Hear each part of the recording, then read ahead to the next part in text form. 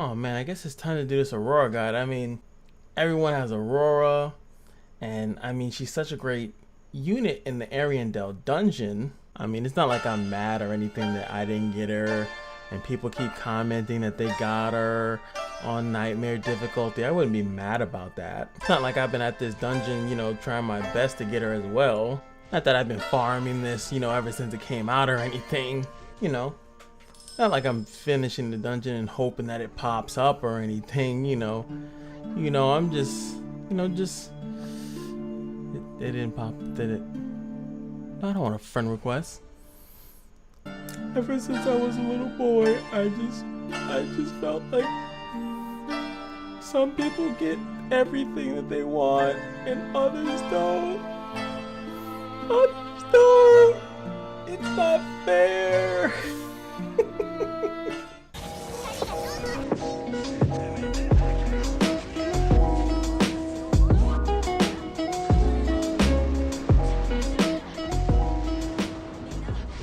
What's going on, guys? It is your boy Cash, and we are here today to go over Aurora. I love her name because it's very similar to Storm's name from the X-Men. Her name is like pretty similar to it. And we have her. She's a female Jarian who is a scientist. So she got the swag. Her 4-star skin looking kind of nice with the white, with the green. Okay, I see you, girl. Then we, oh, what is that? You just get the little, okay, so she added the little accessories at the bottom. Her horn also, yeah, her horn also gets a little bit bigger. She also has the symbol in the middle of her head, which is what confused me, is that doesn't that mean Eamon's a Dryan too? I feel like he was supposed to be one too. Oh no, there goes a horn. So yeah, Eamon doesn't have a horn. What does the last one do? Oh, so you know, she cuts her pants open and puts a little design there. Oops, that's Taroni. That's not you at all. All right, so boom, just trying to see a little difference. The horn grows, the more design on our outfit and things of that nature. So pretty cool, but obviously you guys aren't here to see that fun stuff. This is the banner character for the Ariandel dungeon, so it's very likely that you're going to want to get her. She's currently on a banner, but by the time you watch this guide, she might not be. Let's just do this as a nice normal guide, ladies and gentlemen, and just evaluate her as a unit overall, because let me tell you something, a lot of units that are banner units for Advent dungeon, that Advent dungeon goes away and then that unit becomes useless. Not all of them get to be like Momo, like some of these characters that are just good overall. So is she that character? Let's find out. First up, we're gonna have the leader skill, which is going to be Insatiable Curiosity, increases allies damage dealt to enemies with damage over time by 70%. Obviously really good, and if you have good win DPS for that dungeon, she can actually be the leader, because 70% damage increase as long as they have a dot on them is really good. The other passive skill is going to be Researcher. Caster gains Researcher for 2 turns and 50% chance to decrease that's not me messing up. You would think that, you know, all the stutters that I do, but no, the stutters are here. The stutters are in the text. Decreases the caster's skill cooldowns by 1 turn when attacking an enemy afflicted by damage over time. So obviously you want to put dots on them so she can keep doing that, which is already screaming some multi-striking and some counter-striking, ladies and gentlemen. Decreases all enemies counter-attack chance by 50% and evasion by 50% if the caster has Researcher. Pretty much you want to put dots on the character, keep attacking them so your Researcher stays on you, your skill keeps going down, and it's also harder for them to counterattack on you and to hit you in general. I think that's pretty simple to understand. So we're gonna go to the next passage. Research Basics becomes immune to weaken, which is, like I said, very specific. When I first revealed the character, well, I didn't reveal it, but when I first thought about the character, I was like, that's super specific. And then now we see the dungeon as it's gonna make her really good for that Ariandel dungeon. 80% chance to remove 2 buffs from all enemies, and the same chance to decrease the caster's damage taken by 50% for 1 turn when defending.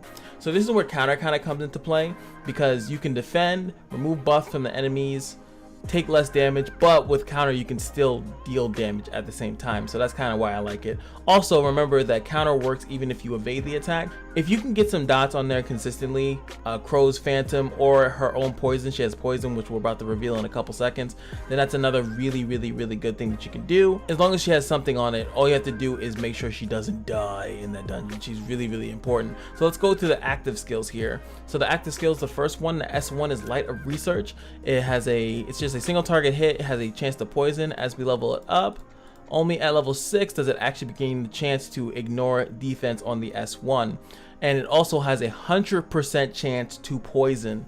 That is nuts. I still think this is a typo. People have been saying this is probably 30% of attack, but they still have it as 300. What's really good about this is, as you can see, leveling this up, in my opinion, is not that bad. We'll see what the other ones are, because I never looked at the skill ups, because when she was just, you know, in the mobile room, we couldn't see the skill ups. But this is actually really good. 100% chance to poison on multi and on counter would be really strong. If you that's really strong. And ignore defense on an S1 is always pretty strong, if you guys don't know, obviously, because you're going to be using that skill a lot. The S2, the power of the earth, inflicts damage equal to 120% of the attack. It's a cone attack.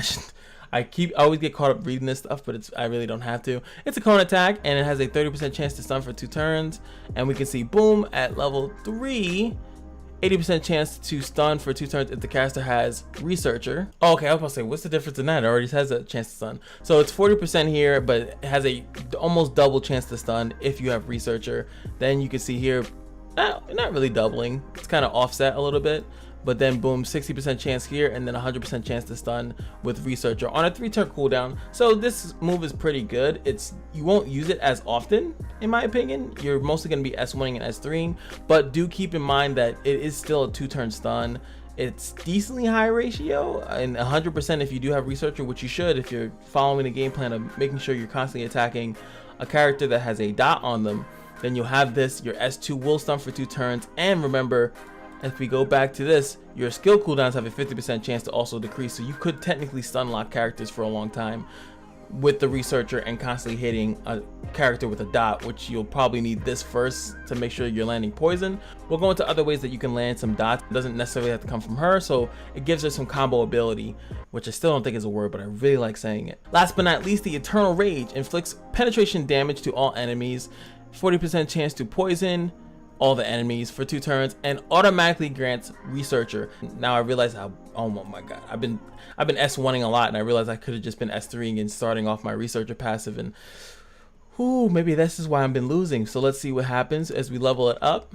Boom, baby. So if you now get it at level 6, the only thing that now changes is that it will evade counterattacks, which is, as I've been saying, it's really good on anything that attacks all enemies, so you don't have to worry about losing your character because you hit all enemies.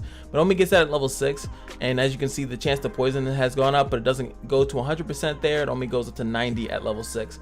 So far, if I had to go with what to max first, I feel like I would rather max the S1, S2, and S3, actually in the respective order.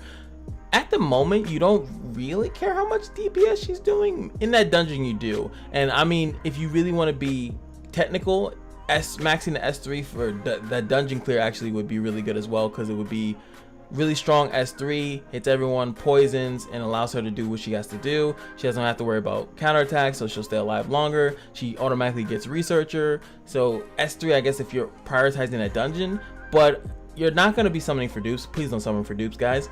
So pretty much, I'm thinking about the longevity of the character, and I feel like this would probably be better first, and then this S2 would be also better. And since as you're leveling the S1, you'll have a consistent form of poison, so you'll have your own way of putting on dots and not have to worry about, is Ashley on the team, is there a bleeder on the team, or are there anyone else to put debuffs? Because yes, you can put the poison rune on you, which bounces it to a random target, but then remember, you have to hit that random target. You have to hit whoever has the poison on them.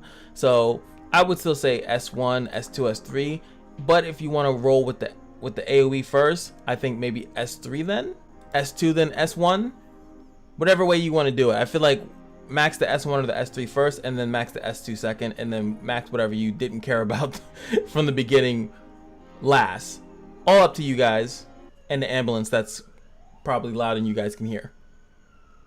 But right now, let us go into the beautifulness that is the base stats. I will say it every day of the week. I don't care how many times I have to say it. Ladies and gentlemen, the base stats of every SSR character within a specific role are going to be the same outside of the attacks. So as an SSR hybrid, her attack is 3182. The base HP is 8592.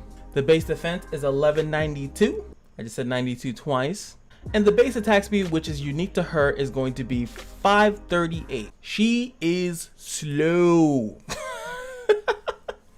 The problem with this, and this is what I've been kind of saying, is that since the character is slow, you have to really then in my opinion start thinking about counterattacking kind of to get a form of damage. She's not going to go first. She's going to probably take a lot of damage, and she is hybrid, so she's not meant to have like a crazy amount of attack or anything of that nature.